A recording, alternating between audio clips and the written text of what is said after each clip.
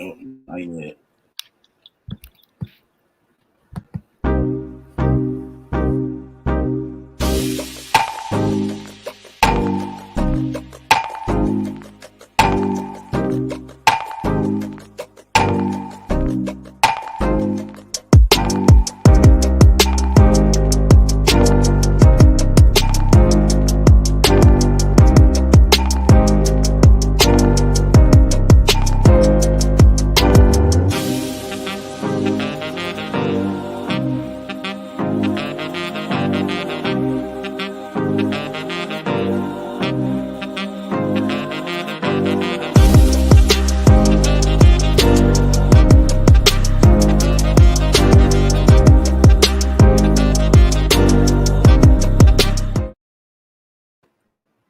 Hey everybody, how's it going? Welcome to the Second Chance on the Second Chance and now on Kidney Care Coaches as well. My name is Philip Jones. Hi everyone, I'm Tiffrany Cook, two-time kidney transplant recipient and founder of Kidney Care Coaches, where we coach stage 3 to stage 5 kidney disease patients. So today we have a great presentation from Tiffany Archibald. I'm going to let Tiffany introduce herself and then she can get right into her presentation. Okay. Welcome, everyone.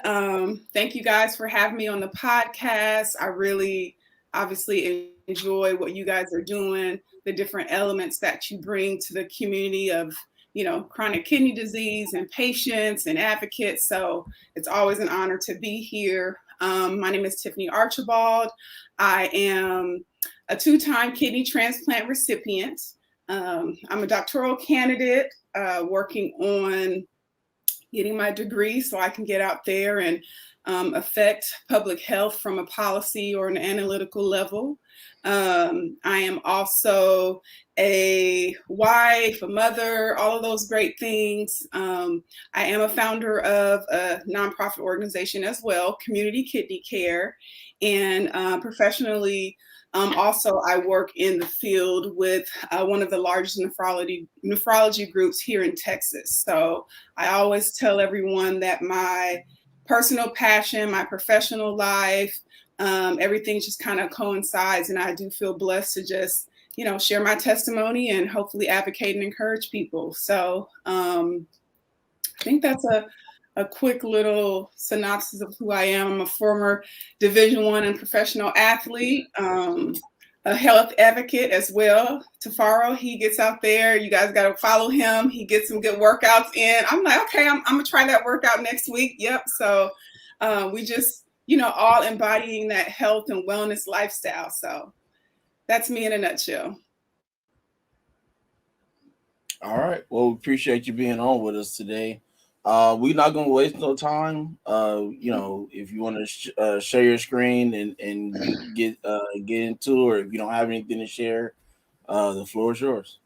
Yes, I have a presentation, but I think that with YouTube, I feel like the engagement, if they just kind of pay attention, I can send it if people request the notes that I have, but, I have the presentation here on my phone. So I'm going to just flow like that so that people can, listen and absorb instead of trying to learn, because the notes will always be there. So right.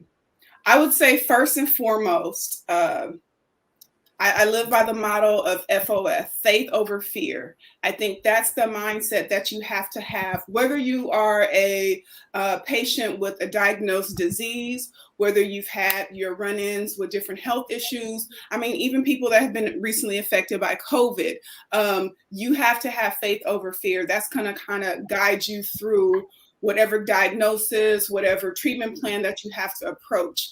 And then I also say, one of the things in order to advocate for your optimal health, you have to have a physician that you feel has, one, your best interest at hand.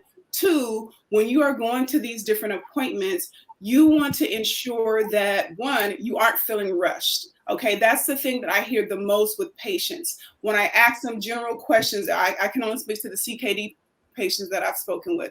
when I ask them general questions about their health, a lot of times I'm quite astonished about how minimum they actually know, based on the fact that they say when they go into these appointments that they feel rushed, they feel nervous, they feel like they can't ask questions, they feel like they're annoying the physician.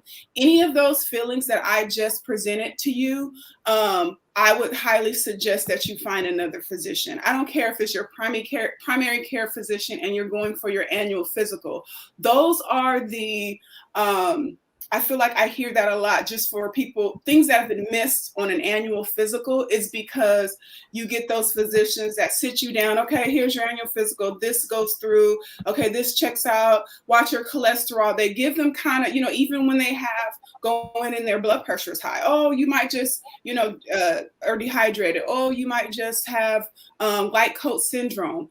Those things that those physicians tell you, oh, it's not that serious, or, oh, maybe, you need to follow up on those things. You need to be able to say to them, well, I feel more educated if you gave me more information. So that's a key element in advocating for yourself, making sure that when you go to these doctor appointments, you are feeling at ease. Even though it's stressful, you should have a sense of ease with your physician. Another thing that is the key to all of advocacy is communication. Okay, so if you are a patient of any practice in this century, most offices have I know for me, it's called Follow My Health. And that's essentially your communication, your direct line into your health charts at whatever facility, whatever company, whatever doctor office, whatever specialty that you go to. So many times you go in, you sign that paperwork, they tell you, oh, if you want to sign up for your patient notifications, and most people don't. If I were to take a poll, I know that most people don't. They say, oh, I could just, wait till someone calls me with the information. That's not advocating for yourself. Being able to advocate for yourself is going online, as many apps that you have, as much social media that every one of us have. You can take time, make some space on your phone, and create an account with your physician group. You guys have, I don't know if y'all want to intervene or just have me keep going, but I don't know if you guys have experienced that. Yeah, I'll intervene, and you're absolutely right on that. And we had a question. Someone stated, Bella. She said, my nephrologist is the most important relationship in my life next to God, and she's absolutely right. And I agree with everything you're saying, because when I first got my first transplant, I looked at the doctors as God. I wouldn't even question anything they said until I got messed up. And once I got messed up, I was like, you know what? I'm questioning everything. So you're absolutely right. And you have to go in there. And I'm not telling you to be, you got to be a mad guy about anything like that, but you just ask in general, okay, what is this for? What is this about? Why this is happening? And I feel the nephrologist like you asking questions, because they say, okay, this guy's concerned. Mm-hmm. So I agree with everything you're saying with that. Exactly. Right. And then another thing, if you constantly run into issues with whether it's a primary care physician or your nephrologist or a specialist that you're seeing, every medical group, every medical company has what are called patient satisfaction surveys. Mm-hmm. That's when you get your opportunity to express yourself. Don't look at that email and just say, oh, well, they're not going to change, or me being one person. No, I know I work for a large nephrology group, and those things are taken seriously. They give out awards to the physicians. They give out awards, acknowledgement to the top offices, the top centers. So it actually does matter. So that's your opportunity to voice your opinion. Also, here's the thing with those surveys, if you go to a medical practice that has 7 nephrologists, if you ask for those survey results, guess what? You can see maybe your nephrologist, out of 7 nephrologists, is at the bottom of the barrel. That's not the person that you want to be seeing. I know for us, I do business development and marketing for over 110 nephrologists. Okay. So I know who's at the top, who's in the middle, who's at the bottom. So that all goes into advocating for yourself is by filling out those surveys and getting an understanding of what level in that medical practice that your physician actually stands. Because you're right about that, because when you look at their record and see what's going on, if it's pretty consistent, you'll see somebody else say something, whether it's good or bad, about that. Similar. And that lets you know, like, because you look at the surveys, every time you go to a movie, I see people look at what's going on, what people are saying. Yes. Look at that also, because that's telling you a lot right there. I agree with that. Yes. And then kind of going back to one of the big slides that I have is your patient portal. Okay. Sign up for it, but also that is where all of your doctor notes, all of your exam, your lab results, all of that is there so that you're not sitting and waiting, because even though, I'm part of the physician that I goes to is a large nephrology group. When I get that alert that there's been an update in my medical record, I go in and I look at it. That's advocating for yourself, because why get that notification to be like, oh, well, they got my records back, I'm gonna just wait for them to call me? Why are you waiting for them? You are patient one of 700 for the week. Okay. So if you go into that portal, if you get that notification and you're able to see, hey, and then that leads me into, I don't want to skip around, but that leads me into what I have another topic is understanding your lab results, but I'll get to that. So I think your community, I'm sorry. Well, I was just going to say, I think, when I just moved to Florida over a year ago, and my doctors, the office, they know who I am. And I think your communication, your presence, and keep getting that rapport with the whole office. They go, okay, that's Tiffrany. Yeah, we know who this guy is. And I think that's important too, because you're one of 700, especially with these big facilities. They want to know, I want you to know my name firsthand. I want the top treatment. I'm keeping 100. Right.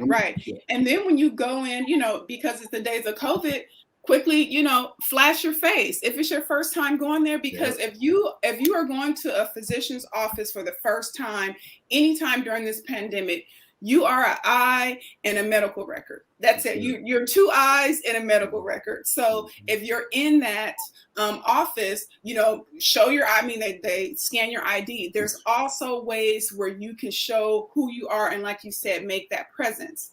And so then another thing that I have here with communication is, we all have our smartphones. Maybe some individuals that are, elderly, they aren't as tech savvy, but they can take notes. I go in, just like I have all these notes for this presentation right now, I have about this much notes for when I go to my nephrologist. And guess what? I've been going to 5-6 different nephrologists, 4 different states for the last 16 years. But when I go in, I'm locked and loaded with notes. Whether it's something that I want to, maybe I see a supplement that, even though they're not the dietitian, but maybe if I see a supplement, sometimes the nephrologist can tell you if that's a good supplement or not to take. Maybe if you've been tracking your blood pressure and you have a recording of all of your levels, then that's something that you can do. Maybe the medication is causing you, whether it's sleep disturbances, upset stomach, different things like that. You have to advocate for yourself, and you have to make sure that you're keeping track, because you're getting one shot every quarter or one, and then individuals that are just getting annual physicals. Yes. So real quick, here's a question. It says, what happens to people who cannot advocate for themselves, mentally challenged, handicapped, or introverted? Yep, that is literally my 4th point. And it says, bring a support system. Yes. So a support system is so essential. I can tell you, there's sometimes when I go into my nephrology office, and this is personal to me, sometimes I don't ever ask why, God, but when I look around, it's mostly elderly individuals. people 60 and over. So it just it's like that reminder to me that like, wow, I'm really going through this. And, these are the people that are also going through it. But I would say 80 to 90% of those people always have someone with them. Well, and I even see people that are, they get that at-home nursing. And with getting at-home nursing, that nurse is also somebody that can be their advocate. But yes, that is something that you can do for someone that is mentally challenged. I saw the question. So someone that is mentally challenged, that advocate should be someone who is living with that individual. Sometimes it may not work out because of scheduling, but if it's someone that can't necessarily speak up for themselves or aren't as knowledgeable, then what I would suggest is that they bring someone that is in the same home as them or not too far, because that's pretty much their lifeline. That's their communication with these physicians. So to add to that, since we're talking about being proactive, would be if you know that there's somebody elderly in your family, or you may have a horrible time remembering things, or anything like that, just call it. I'll just say just call right then. Even if you have to call every 3 seconds because you remember something, it's better for you to at least get that relayed to them, right? So they can call back and say, hey, you called about XYZ, right? That leaves you from having to even remember about it, because they'll bring it up when they call back and say, hey, you were concerned about your medications for your blood pressure, whatever. Oh yeah, XYZ was going on, and this and that. If you have to call 100 times a day, and that's how you have to get that information, or talk to a nephrologist or your pharmacist or whatever, then do that, because this is your own health. You don't do it for anybody else but yourself, and that's first and foremost. So right, and that's another point that I have here is communication. When you write in that portal, and I'm going to be honest, I had to deal with this most recently because I'm getting some things changed with my treatment plan, and I'm sending you a message in the portal. If I don't hear back in 48 hours, I'm sending another message. Then I'm getting your email. Then I'm getting the office managers or whoever, the clinic managers' contact information. I'm sending them a message. And then even when you're leaving, like you just said, Philip, to call 15, 16 times, take notes. Take your doctor notes, and you mark every time that you call, so that when you finally talk with that physician, you say, hey, I called on 11/5, I left a message on 11/6, I put something in my portal on 11/10. And so with all of that, you have that communication that you can have with these individuals without them calling you back. Oh, we never got the message. Yes, you did. So that's another point of advocating. Yeah, go ahead.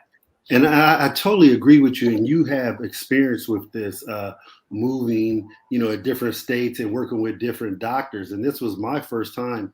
I was with Johns Hopkins, then Ohio State, now with Florida kidney physicians. And I had to call them several times and get on the portal several times to get my medications right. I also had to have them talk to Ohio State, who had my records and everything. And the lack of communication with them in Ohio State was severe. And I had to bridge that gap. And what I'm saying is, sometimes we have to go farther than what we normally do to get the things we have to have. And I'm telling you, don't get frustrated. Just understand that these people also have a lot of things to do also, but you have to get your point across and tell them what's going on, because they had my pharmacy messed up. They had my medications wrong and everything. And I had to stay on the portal several times. Like, no, you got that wrong. And once I had to get them right, and that goes back to you knowing what you're supposed to do also, because sometimes they get mixed up and they hearing this all day long. So they kind of assume sometimes, but you have to be on your, crossing your T's and dotting your I's and make sure the stuff is accurate and correct for you. Exactly. Right. And tag teaming with that, now I can get to the point, because I try and flow, because I'll be all over the place because I'm so passionate.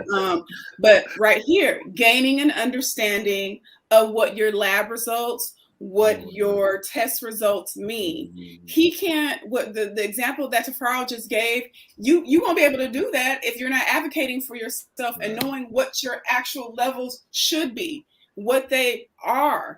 And so a lot of these, what we see oftentimes, unfortunately, is when we get our labs back, whether it's our creatinine or our EGFR or our cholesterol, even if you're not a physician and you're not well versed, guess what? The charts will show what the average is and then what your levels are. Right. So then it'll tell you if you fall in between normal range, high, low. So even if you're not, if you're new to it and you don't have the full terminology of everything, at least you can read high, low, where you are. That's basic understanding. And if you can't, that's something that you should work on. When you get tomorrow, when you get up and you just listen to this podcast, you can go and say, you know what, can I get a copy of my last lab results? Or you can simply go in. I can pull up all my lab results right now because it's in the portal. So sometimes you don't, if you're, it takes you back to signing up for the portal, because if you have access to that, you can pull those records yourself and not have to wait for a physician to send you something, because sometimes asking for a document that takes longer than, because they got to go through medical records and they got to go through your specific nurse to pull it, and then you're backed up. But if you are signed up for the portal, you can go in and pull that information yourself. So yes, definitely important to advocate by being educated, even if it's not a disease, even if you are seeing a specialist, whether it's a cardiologist or if you just are someone with chronic allergies or chronic asthma, you still should take this in account and make sure that you're understanding everything. Mm-hmm. Right. One thing I'll say, which is so true, what you said about the portal is, like, again, when I moved to Florida, I had to go to the portal and run off all my records because Ohio State was late on theirs, and my appointment was coming up. So I told them, look, I can get the records. So I got the records and shipped them myself. And this is what I'm talking about, being proactive on your own. Sometimes we have to take the initiative, even though, we think these doctors and these facilities to do it. Sometimes we have to be proactive and get the stuff done anyway. Just get it done. And you know what? It's crazy that you just said that, because, so my first transplant was in Arizona. My second transplant was in Connecticut, and I now live in Texas. So when I had, last year I was hospitalized for something and I had to get a biopsy on my kidney and all that good stuff. They wanted my full medical records. And even though they were transferred to the current nephrologist I've been seeing, there was something with my initial, they wanted to go back to my initial diagnosis, not my most recent transplant and what they saw. So in order to do that, I had to, so mind you, I'm in Texas. Before that, before here, I was in Connecticut. And before that, my first transplant was in Arizona. It took me and 3 nurses, could not hear from anyone in Arizona. So finally, after a week, I said, you know what, let me call my nephrologist in Connecticut, because maybe they have everything from that, because I skipped them and I just went back to the initial one. But exactly what you said, Tiffrany, my nephrologist in Connecticut had the information that I was trying to get for my nephrologist in Arizona. And so then I got that full record of that initial diagnosis. But like you said, sometimes, yes, we're paying them, our insurance is paying them, but you got to do the legwork. It's your health. So why take the mindset, well, they work for me and, they're my doctors. This is what they should be doing. Yes, they'll eventually get to it. And by then, who knows what happens? That blood pressure is uncontrolled. If you're seeing, an allergist, you're not sleeping for 4 or 5 days because you're waiting on them. So that's another huge component of being an advocate. So to add to that, so a way to kind of to help people with that specific type of situation would be to, when you get those records, especially if they send it to you like in an email or something like that, save that stuff to like a spare hard drive or a USB or a CD. So like with us, with the hospital I go to, which is Kaiser, they'll send you a disc with your stuff on it. And so that way, like if you have to send it, if you're doing like if you, like you said, transferring to another hospital, another nephrologist or something like that, all that stuff, your medical records and stuff like that go. The other thing is when it comes to, like the father was saying, having problems with medication and stuff like that, it's always good to have copies of your medications updated. Yep. So that way, all you have to do is, scan and send, or whatever you have to do with those items. So it's good to just kind of keep yourself in a place where you're already ready, and that's just part of being proactive, making sure that you're in a place to make sure you can get things done. Mm-hmm. Yeah. Yes, sir. I wrote mine off. Like I got a hard copy of them in an envelope that I keep. So, if I could just run them off again, I get here's the physical, right there. Yes. That's exactly what I was going to say, because if you go to the dentist, I had to go to the chiropractor. Actually, I need to go back. All that weightlifting, my hip is like jacked up. But even all of those physicians and those specialties, they want your, you have to give them your medical history, and you have to give them your medication history. Yep. So instead of you having, like he said, to call all these people, have those hard copies, or have a copy in an email that you've emailed to yourself, so that when they're asking for that, hey, can I send you an email copy, and then email it to the person that's there at that office, and then they can print it out or they can have it. They just want it to have it attached to your file, so that when you see the doctor. So that's another way to advocate for yourself is, if you stay ready, you ain't got to get ready, and have those that medication list together. Right. I just want to, yes, Bella said, yes, many may vary as to how they deliver your records due to HIPAA laws. So it's important to call medical records and ask. So she's exactly right. I'm glad she's following this. And with that being said, this information is like gems. I can't say it enough. I wish we had 100,000 people who are, transplant recipients on dialysis, and so many more to hear this, because these gems that, Tiffany's dropping right now are so valuable. And I believe they just don't stretch to, kidney. This goes across the board. This goes across the board for your health, that you really, even if you got an ankle injury, you need to be following the same script of what she's saying. And that's my thing is, these gyms are so important for everybody. Right. And then back to the communication part, I think that's what I wrap this topic up with, is second opinion. I'll be honest. I've been seeing my awesome, super amazing nephrologist. I have her cell phone. I will text her at 10 o'clock at night, call her when I know she's done with her last patient. But when I had some things going on recently, I asked her for, actually last year when I had to have the biopsy, I asked for a second opinion. And then this year again, as much as I love her and adore her and how great that she is, she gets the top reviews. But I know that there's certain things that are out of your physician's wheelhouse. So I asked for that second opinion, and then I think that's very important, even though you might have a personal relationship with them. Yes. And they should be able to understand and say, hey, I insist that you go get a second opinion. Right. Now, if you have a doctor or somebody in your health care team that's kind of balking that you're getting a second opinion, you might. That's a red flag. That's a red flag. That's a red flag. If that's why it's so important.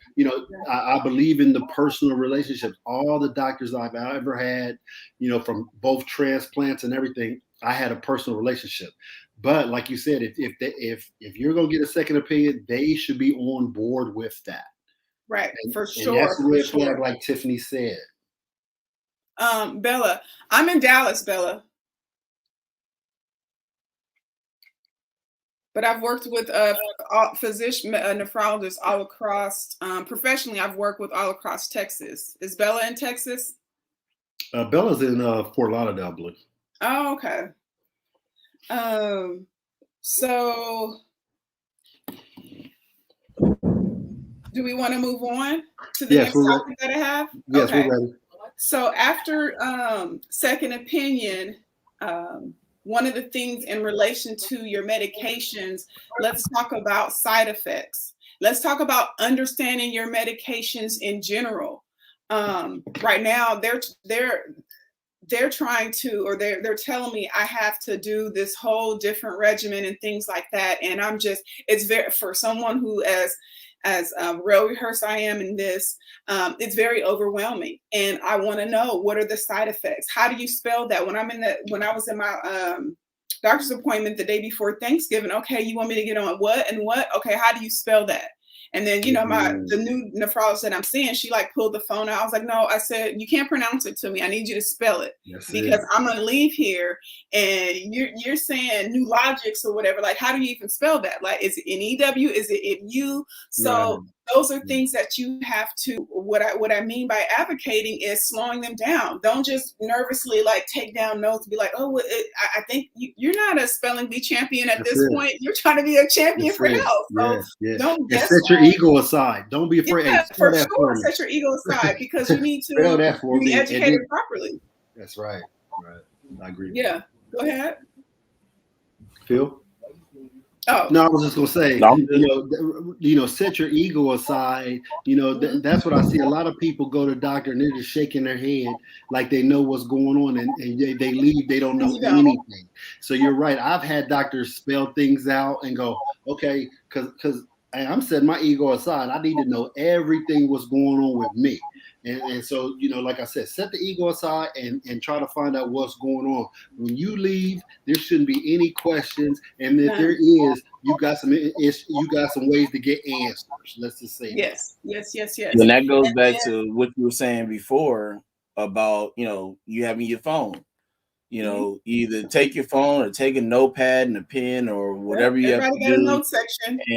Right, and take notes. Like you saying, ask questions. If you don't know how to spell something, tell them, hey, I need every letter in that word, please. Because these medical terms, nobody knows how to spell half of these, especially medications. Come on, like you could be flipping verbs and pronouns and just get the spelling correct. That's silent letters, and you didn't know. Yes. And we all know how that goes. Yes. Sure. But another thing with medications is, what are the side effects? Because you could be put on a new medication, right? And then you start to feel, I don't know, sluggish or having bowel issues or whatever. And it's not even connecting with you that it could be the medication. Here you are probably going off the deep end thinking, oh, I'm even worse. I'm sick. I'm more sick. I didn't have this issue. I didn't have that issue. That's why you have to translate it back to what are the side effects of this medication? I even asked, I said, how many patients are successful on, what's your patient success rate on being on this new type of treatment? What are the downfalls that you've seen? You have to ask all of those questions because if not, they know you're patient number one of 700. And I'm sure that they've prescribed this to at least 300 other people. So what's the data on that? And if they can't tell you right off the head, off rip, like, oh, most patients feel this and that means they're putting you on something new. Don't even get me started with big pharma and hand over fist and having doctors try new medications. That's a whole another topic of discussion. But if your doctor is putting you on right. I had a doctor say, I had to tell a doctor, is me and I am Bella. That is correct, Bella. Yes. I agree with that because some of these hospitals are teaching hospitals. So I hate to say it, but I've told doctors, hey, you're not gonna guinea pig me out. You're not just gonna use a medication that we're gonna see what happens. That ain't working here. Right. I didn't sign up to be part of a research team. Okay. There are times for that. If you're at a roadblock and you feel like, hey, I don't want to go this route. I know we have a research department in my company. That's your opportunity to be a guinea pig because you want to know, you want something different. Right. But for something that they're trying to put you on, that's a routine medication, and they can't off rip give you examples or statistics Or, hey, if you don't have out of 100, how many out of 50 patients? They should have a 50 patient minimum that they can give you some, accurate information about the medication and how it affected them. So that's another thing. And then before, I should have kind of put this as an earlier slide, but first and foremost, before even going to the physicians, before even getting your new doctor set up, you got to take it to the basics. You have to understand what is covered under your insurance. What does your insurance allow? How many office visits? How much, what's your copay on your medications? What's your copay for your specialty visits? Even taking it further back, when you're signing up for your company's insurance, that's your opportunity to really look at your medication list, how much medication you'll be taking, and depending on what tiers your company offer, what is going to be the best for you. I can give an example. I'm on my husband's insurance, and it's great insurance. The tier that we were on before, I was paying, when I went to the specialty copay, was I think like $75. I'm always seeing a specialist. So if I'm seeing my nephrologist once every 2 months, whatever, that's obviously $75. So we changed the insurance because when I was hospitalized, we wanted something with a better hospital coverage, because that's where the big dollars come from if you have to be hospitalized. So we didn't mind paying for a higher deductible or whatever, because it would have better hospital coverage. But in that, when I went to my nephrologist after, they're like, oh, your copay is $45. I was like, oh, I thought it's normally $75. They're like, no, with the new tier that you're on. I didn't even have that understanding. I knew what my initial plan was. So that's another important thing, is really understanding what your insurance covers, because one, you'll have an understanding of what your budget is for your medications, okay? Because that's important to a lot of people. So many people lose transplants. So many people have conditions worsen because of the inability to pay for medications. You don't want to put yourself in that situation. So then obviously there's another thing. If you have Medicare, that's something that, I will kind of toot my horn on, is, a couple years ago, I was in, the White House and up there and doing everything to speak with legislators, because we presented the docket on your medication coverage for Medicare. So most patients, if you have a kidney transplant and you're going on to Medicare, if that's being picked up as your primary insurance coverage, then every year up until this year, so from the dawn of time for the existence of transplantation, Medicare has always had a 36-month maximum, which means for 36 months, Medicare would cover your medications. Obviously, you still had a copay, but for those first 36 months. So individuals like me who went in having private insurance through my company, and when I'm after my transplant, I still have private. What about those individuals that can't go back to work? They're not ready to work full time after that transplantation. That's what was happening. So the government, I'm getting too political, but the government was looking at, wow, like we're paying this much for dialysis, we're paying this much for transplant medication, but then look at what happens when patients lose those transplants and have to go on dialysis. Dialysis is a cash cow in the medical industry. Okay? So not only is a cash cow in the medical industry, it's also so draining on the body. I have been blessed to never have dialysis, but I know when people tell me how dialysis affects their life. So why put patients in that situation to where after 36 months, they can't pay for their medication? So guess what? Now they're back on dialysis. It's costing more. So through a lot of balancing out, through a lot of us, presenting those dockets, that rule just changed in 2021. There is no longer a maximum time in which a transplant patient can have Medicare. That 36-month limit is out. So people aren't worried about, oh, what if I get sick again? My clock, I was good the first 2 years, and then I went back on regular insurance, and then now I only have, you know, one month, 1 year left. You don't have to worry about calculating that. They're going to have that coverage for the lifetime of that transplant. And then another one more. Go ahead, Tafaro. Well, I was just going to piggyback on what you said.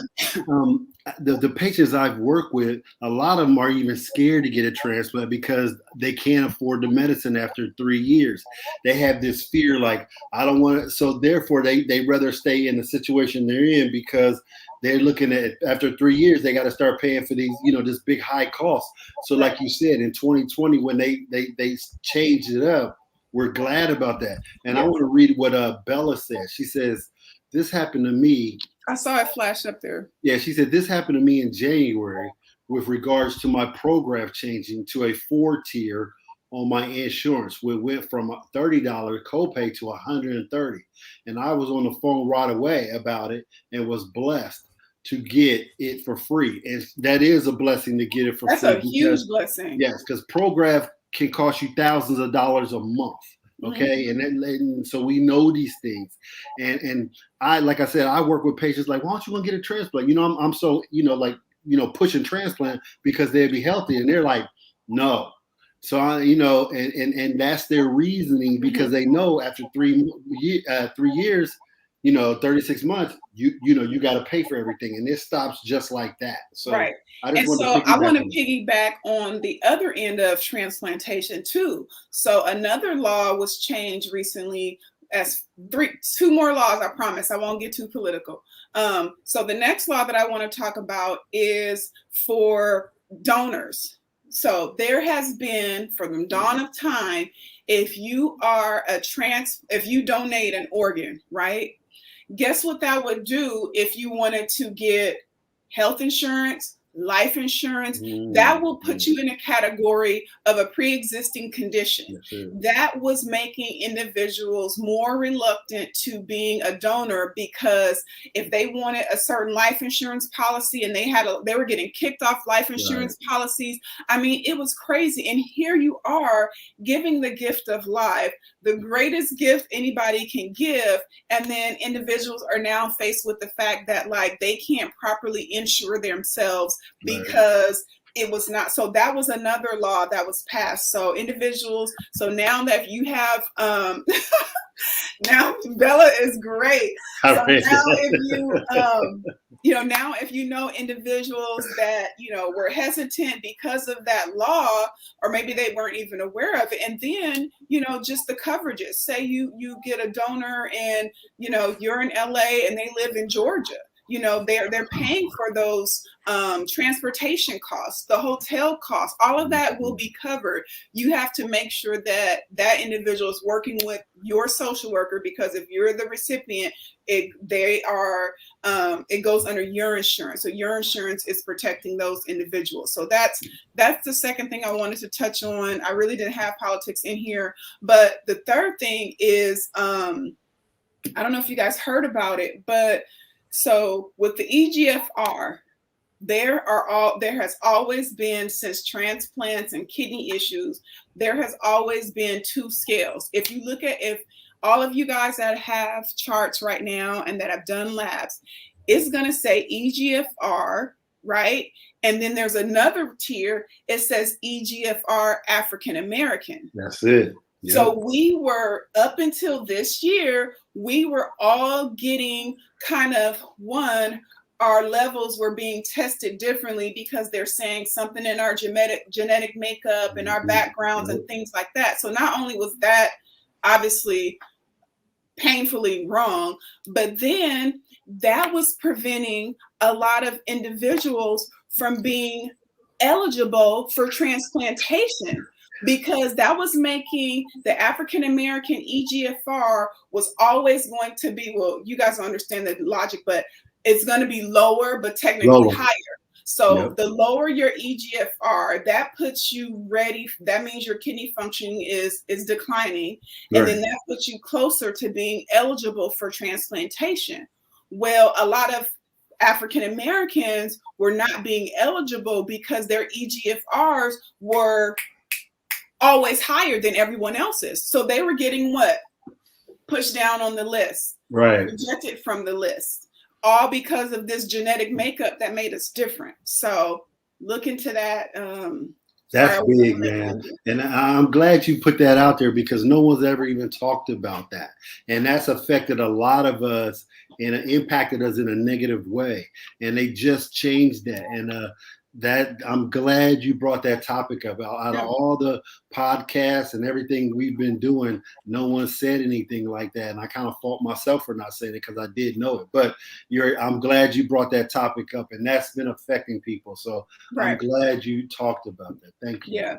And then another thing that I have on here about understanding your insurance is I'm going to talk to individuals that don't have a diagnosis, but you're being told that you can only get one annual physical a year, or these are the physicians. Yes, of course, you're going to have physicians in your network and things like that. But if you have an understanding of your insurance, a lot of insurances you're able to have more than one annual physical. You're able to go to your primary care doctor and get a checkup and an annual physical and a follow-up. So just have that understanding, because if you're waiting for that one time a year to go in and see what's wrong with you, that puts you at for us, we get labs every 3 months. Do you know how much things have changed for me from 3 months ago to when? That's how I know some things are going on. So I have to get some things changed, but that's because of those consistency with the labs. So if you're waiting for a whole year to get a checkup, and then there are some things that's off, and when you don't understand what that means, everything is a trickle down effect. Going back to what I'm saying, educating yourself, understanding what your levels mean, because when you get, and then a lot of people are not having actual blood drawn. Right. A physical does not consist of your height, weight, BMI, blood pressure, the external things. Look at me externally. Do I look sick? No.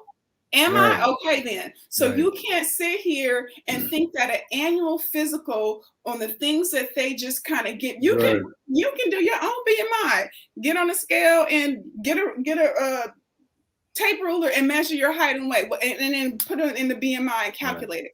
You need to make sure that you are having labs drawn. That means blood drawn. You need to make sure that you're having your urine tested, because I can guarantee you that I know for me, with my first transplant, I had no clue I was even sick.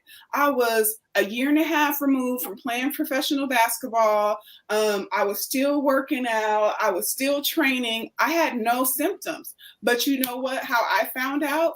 I was getting a superficial procedure done. I had a corn on my toe and I wanted to get that corn removed. And yes, it's an outpatient procedure, but that outpatient procedure, I needed to, I don't know what level of anesthesia I was under, but before that procedure, that's when I had to have just kind of like all my labs done. And then that is when they came in and they were asking me all these questions, because my creatinine was so high, my EGFR, and guess what? I didn't go in for that. I went in for a toe surgery. I went in to get this corn off so I could wear some cute sandals. so to add to that, a lot of people don't go get labs and do doctor's appointments because of something we were just covering, which is insurance, right? But what people don't understand is that if you go do your blood work, let's say every 3 months, right? Mm-hmm. Catch whatever is going on, get it taken care of. You're going to pay that one time, maybe a couple of times after that, to make sure everything is, back to normal, as opposed to waiting, like you said, a whole year. And now you have to go to an appointment every month. Now you got to pay every month. Now you have to get labs every month. Now you have to get medications every month. And it's going to tally up so much higher than what you would have been paying had you just gone and did your labs to figure out what was going on in the first place. Right. Those labs that it told you what was wrong. Hey, I need you to go see a nephrologist just to make sure there's nothing else that you need to go and do But all right, cool, got that one payment. I need you to come back in 6 months. Like that's usually how it goes. Once they figure out everything is fine, of course, and then you don't come back for 10,000 years later after that. But what's the point of trying to bypass that when it's going to put you in a worse situation when it gets caught later? Right. Yeah, Phil, I agree with you, man. That's why I tell all my friends, go get a real physical, not just like you said, weight and they look at you and blood pressure. No, go get labs drawn. And I tell them, I go, look, all you got to do is, for the most part, get it once a year. And I'm talking about a real workup is what I call it. I call it the workup. And once you get that, then you're A1 because, and we have a challenge with Black men. Let me just say, us Black men especially the ones I know who never had anything wrong with them. They're at this thought process. Well, I'd rather know when they just find out. I don't want to know. Right. And I'm telling them, look, you want to know earlier. Especially, I had a friend who had prostate cancer. Mm-hmm. He goes in and gets this a little regular checkup with no blood drawn. I said, man, if you'd have got the workup, like I said, they would have found out about the prostate cancer. They would have seen what was going on, and then they could have, your situation would have been less invasive, opposed to, now they got to go in, put the markers in, and go hard on you. Mm-hmm. So again, this goes for men just in general. Yes. A true physical, okay, a real workup, okay, blood drawn, urine tested. That is very important. I'm glad you said that. I call that the minority medical mindset. Oh my gosh. It's Black men, but it's minorities. And you know who are the highest individuals impacted by chronic kidney disease, high blood pressure, diabetes? Minorities. So we got to change this minority medical mindset and just get out there and then just make it happen and approach life, approach your health as if your life depends on it, because it does. It does. It truly does. It does. Yep, it does. and with that being said, when something is caught easier, your recovery is so much better. You don't have to go through the strenuous part of recovery so much. That's why I tell people, get that physical, because your recovery, if anything is wrong, and you get a sense of knowing that you are okay. There's nothing like having a sense of knowing, opposed to you walking around and you could be a time bomb. Yes. I feel like I'd rather know what's going on. Let's face it. Walking around, you're a time bomb and something might happen. And then, we see it all the time where men just collapsed and he died. Well, when's the last time he went to the doctor? Some people have great insurance, I know, and still never even use it. You're paying for it, and pay for it. They got Teamsters, they got all kinds of unions, everything, and never even go to the doctor. Don't even go to the dentist. So I agree with everything you guys are saying for sure. Right. And then even taking that back to the political aspect of it, people were, so mad at, we're not going to say the name of the type of insurance and the mandatory insurance. And now when you do your taxes, you got to show, why? Because it was costing the government so much money to deal with these, end stage disease issues, as opposed to if you had insurance and, like you said, we're taking advantage of it and going to these appointments consistently, it wouldn't be that way. It wouldn't be such an issue. Right. So, another thing that I can I know I'm looking at the time, wrapping it up, is to the basics. Before I get to my last slide, but taking it to the basic of what Tiffrany just said. Why wait until it's to the end stage? And when it's that same thing with your diet and your exercise, people. Mm-hmm. Why start a workout program or new year, new me? Anybody that posts that, I'm gonna just be like, hush. I want to hear it, because all this new me, new year, new me, new goals. You guys gonna start y'all gonna pig out. Oh, after Thanksgiving, I just might as well wait till the new year. I'm gonna just start January 1. No, it's always a new month, a new week, a new day. Let's not wait till the new year. Monday, exactly. I get on it Monday. Right, exactly. A Monday, I start on Monday. I'm gonna just enjoy the weekend. Okay, but what I wanted to say with that is that you're making it harder for yourself. That's how come it's harder to get consistent. That's how come it's harder to get a routine, because you always want to push it off to where you got to get in that aspect of, I got to lose 20 pounds before my birthday. I got to tighten up before, this spring break or whatever. Just do the small things day by day, especially with your diet too. Don't eat good during the week. Okay. And then on the weekend, like, oh, I'm enjoying myself. I'm treating myself for working out. Well, shoot, you consuming 4,000 calories in 3 meals on the weekend. You just negated everything that you did prior. So it's like the big picture trickled down. Your health and going to physicians and getting those tests and labs done. Let's trickle that down to the things that are in your control. That means that you are your own health advocate, because you're taking care of your health day by day, week by week. So I just had to kind of say that. And then, like I said, my last point on my slide was just, get you guys a patient group, get you guys someone, 2 people, 5 people. I mean, they got Facebook groups for everything. Okay. They have podcasts. We're on this podcast right now. Follow all of us, follow people that have gone through. If you're listening to this and you're not a kidney transplant recipient or someone that's on dialysis, find a group. If you have, chronic asthma, if you have, I was talking about my hip. People have a lot of joint issues. Yes. You're not alone in whatever health issue that you're going through. Like I said from the beginning, I am no more special than all of us here on this call that have had their issues with chronic kidney disease. But what we all have done was choose to make sure that this is part of our lifestyle. This is something that we are passionate about, educating people and moving the needle forward so that we do get individuals more engaged, more getting more of an ability to be their own advocate. So that's why, I wanted to kind of term this, advocating for your optimal health, because your doctor are only a small component of your health journey. Yes. And then even in that, I'm going to get religious. They don't have the last say so. They don't have the last say so. They are just individuals who went to school, who see a lot of people with your issue. They've been given degrees to, diagnose you. But at the end of the day, they're not in your house 24/7. Yep. They can assume what's causing your blood pressure to be high based on what you tell them.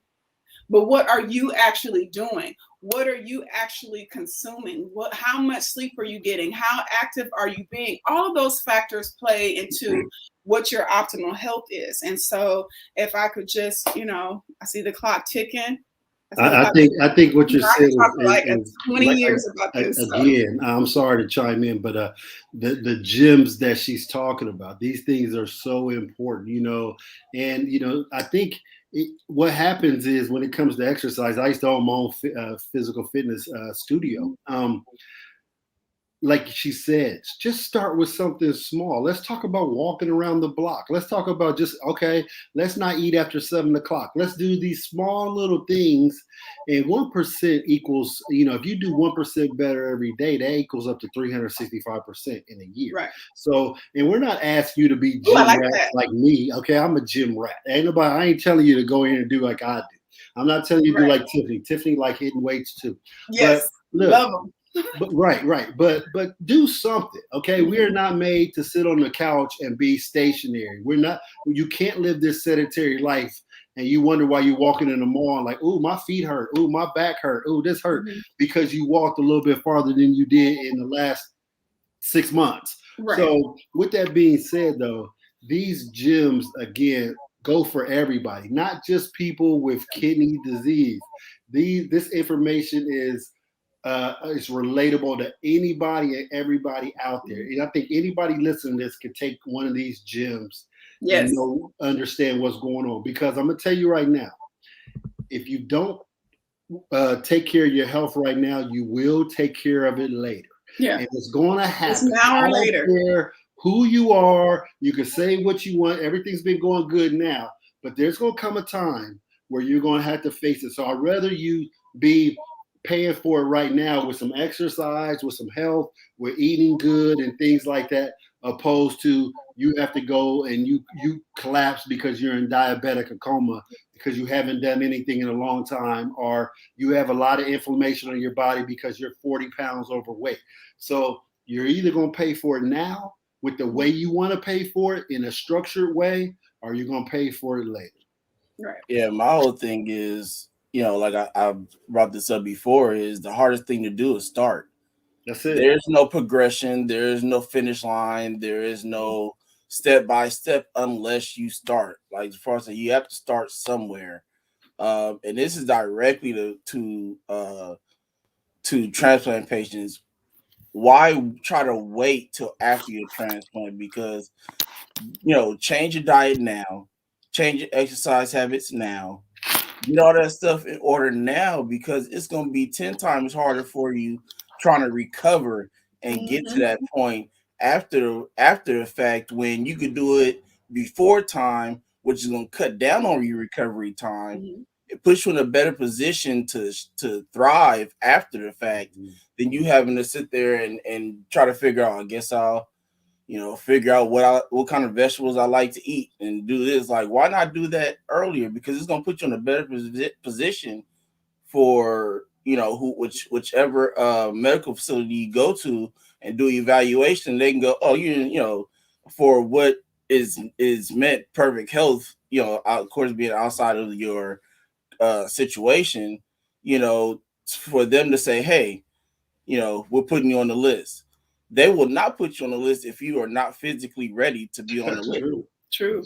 So you need to put yourselves in the best position possible for them to tell you nothing else but yes. That's all you want to hear. You want to be able to walk in, get a yes, and walk out. Yes. With that letter in the mail a week later, and advocate for yourself to get whichever life-saving organ you can get from a living donor. So don't wait. I don't want you to think I'm just saying it. I'm doing the same thing. I was just talking to Tiffrany. I'm literally changing everything. I'm getting started exercise things. I've started doing my meal prepping and things like that. So you have to put yourself in a mindset of wanting to live. Yes. You can't say that just survive. Right. Yeah, I just want to survive. No, it's not gonna happen that way. You're gonna look up and you're gonna be back in the hospital. Doctor say, oh, you lost your kidney, because all you trying to do is survive as opposed to live and make it and thrive and do things. So, I'm gonna stop there. I know we trying to wrap it up. So this is awesome, guys. Hey, wonderful, man. Wonderful. Tiffany, thank you so much for coming on our show and dropping nothing but gems. I'm telling you, this girl had bars today, okay? Y'all better recognize. She had mad bars. Y'all better understand this. And I'm not talking about bars just rapping, but this is bars for your true health. Like, again, man, gems. I appreciate it. Man, wonderful. Thank this you. is one of those note-taking moments we were talking about earlier.